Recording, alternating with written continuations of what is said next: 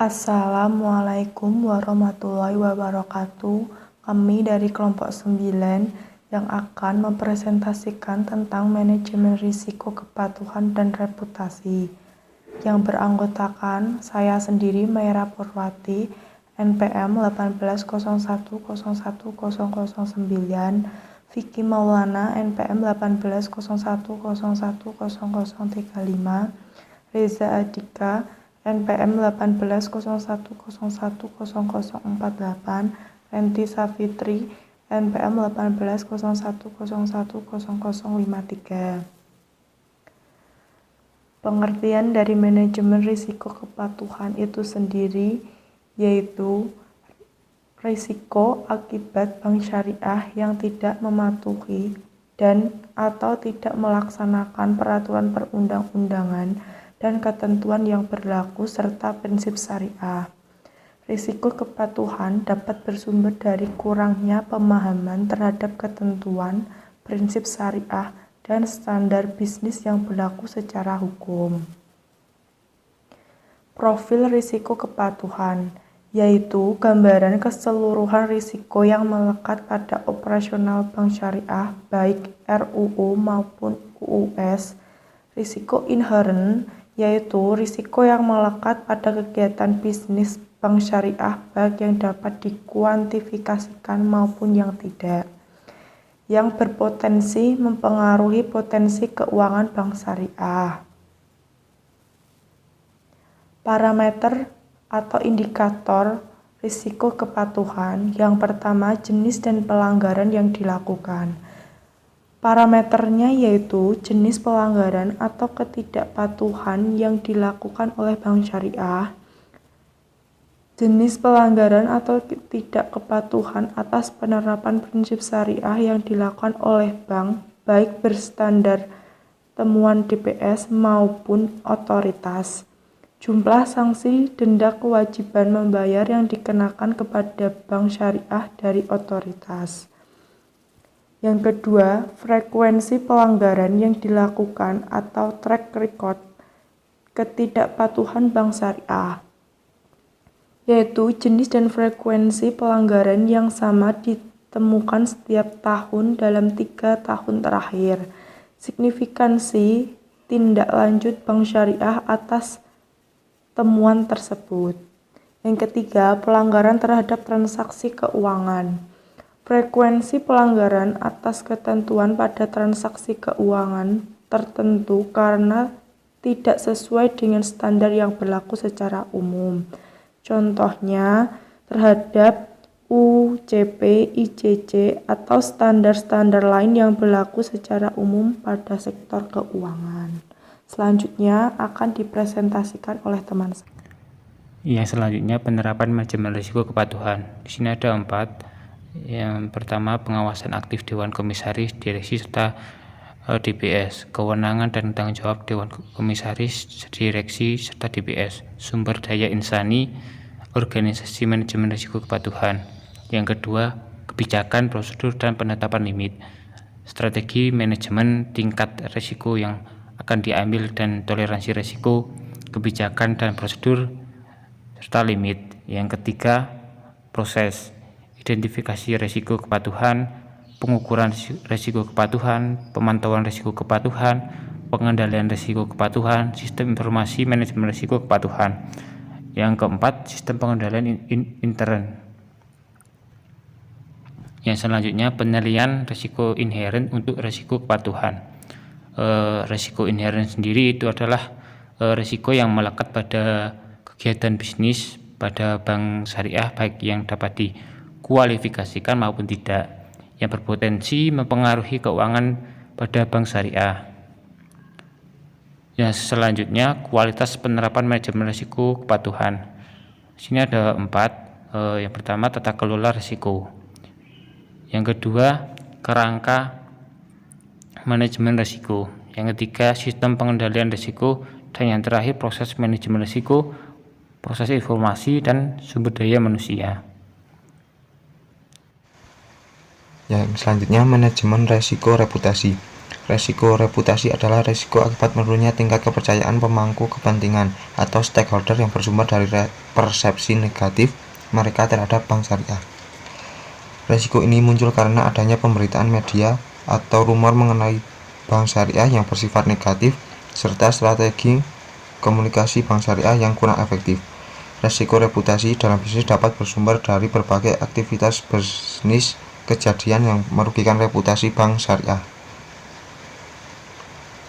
Yang selanjutnya ada dasar reputasi. Di sini terdapat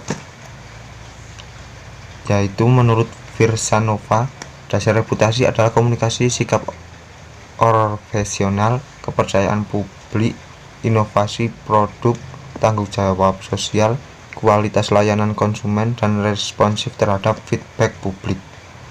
Kegagalan manajemen risiko reputasi dapat menimbulkan penarikan besar-besaran dana pihak ketiga, menimbulkan masalah likuiditas, ditutupnya bank oleh otoritas, bahkan kebangkrutan.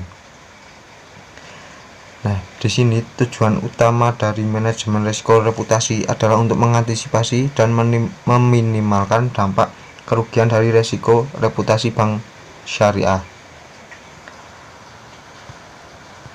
Yang selanjutnya ada profil risiko reputasi. Profil risiko adalah gambaran keseluruhan risiko yang melekat pada operasional bank syariah, baik RUU atau UUS. Seluruh BUS, BUS, dan UUS harus menyusun laporan profil risiko sebagai bentuk pelaporan pada otoritas jasa keuangan sekaligus bahan supervisi pengendalian risiko yang efektif. Nah, di sini pendekatan yang digunakan dalam mengategorikan sumber risiko reputasi adalah yang bersifat tidak langsung atau below the line dan bersifat langsung above the line. Nah, di sini menggunakan beberapa parameter yang akan dijelaskan oleh teman saya. Baik, saya akan melanjutkan presentasi. Yang selanjutnya ada parameter atau indikator. Di sini terdapat 4 poin. Yang pertama, pengaruh reputasi negatif dari pemilik bank. Pengaruh reputasi atau berita negatif dari pemilik bank atau perusahaan terkait dengan bank syariah merupakan salah satu faktor yang dapat menyebabkan peningkatan risiko reputasi pada bank syariah. Yang kedua, pelanggaran etika bisnis, yaitu bank syariah melakukan pelanggaran terhadap etika atau norma-norma bisnis yang berlaku secara umum, seperti transparansi informasi keuangan, jasa bisnis stakeholder lainnya, dan penerapan prinsip syariah. Yang ketiga, kompleksitas produk dan kerjasama bank. Kompleksitas dan kerjasama mitra bisnis dapat terkena risiko apabila terjadi kesalahpahaman pengguna produk atau jasa atau pemberitaan negatif pada mitra bisnis, antara lain bank insurance dan reksadana. Dan yang terakhir, frekuensi, materialitas, dan eksposur pemberitaan negatif. Frekuensi, jenis media, dan materialitas pemberitaan negatif pada bank syariah meliputi pengurus bank syariah yang diukur selama periode penilaian.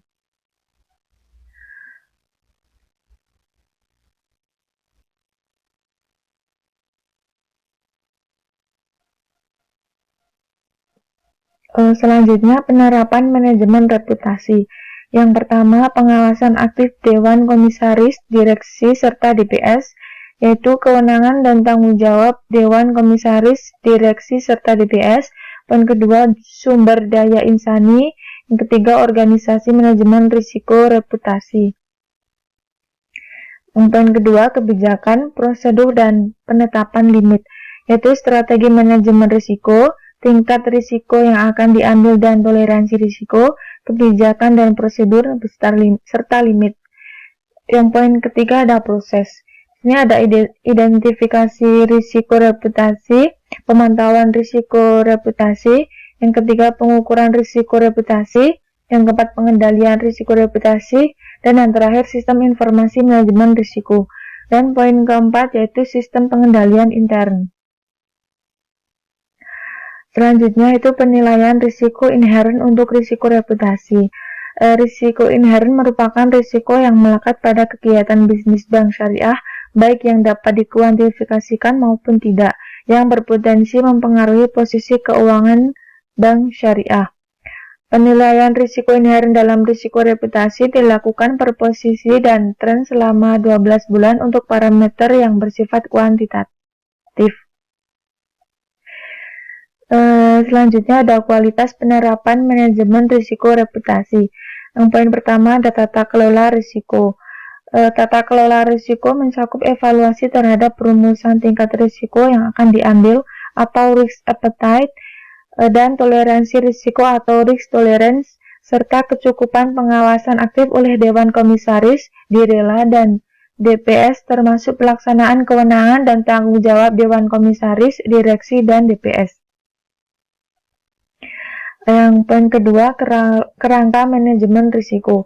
Kerangka manajemen risiko mencakup evaluasi terhadap strategi manajemen risiko yang searah dengan tingkat risiko yang akan diambil dan toleransi risiko, kecukupan perangkat organisasi dalam mendukung terlaksananya manajemen risiko secara efektif, termasuk kejelasan wewenang dan tanggung jawab, serta kecukupan kebijakan, prosedur, dan penetapan limit. Yang ketiga, proses manajemen risiko. Proses informasi dan sumber daya manusia mencakup evaluasi terhadap proses identifikasi, pengukuran, pemantauan, pengendalian risiko, kecukupan sistem informasi manajemen risiko, serta kecukupan kuantitas dan kualitas sumber daya manusia dalam mendukung efektivitas proses manajemen risiko. Dan yang terakhir, sistem pengendalian risiko. Sistem pengendalian risiko mencakup evaluasi terhadap kecukupan sistem pengendalian intern dan kecukupan kaji ulang oleh pihak independen dalam bank, baik oleh Satuan Kerja Manajemen Risiko atau SKMR maupun Satuan Kerja Audit Intern atau SKAI. Sekian presentasi dari kami. Kurang lebihnya mohon maaf. Wassalamualaikum warahmatullahi wabarakatuh.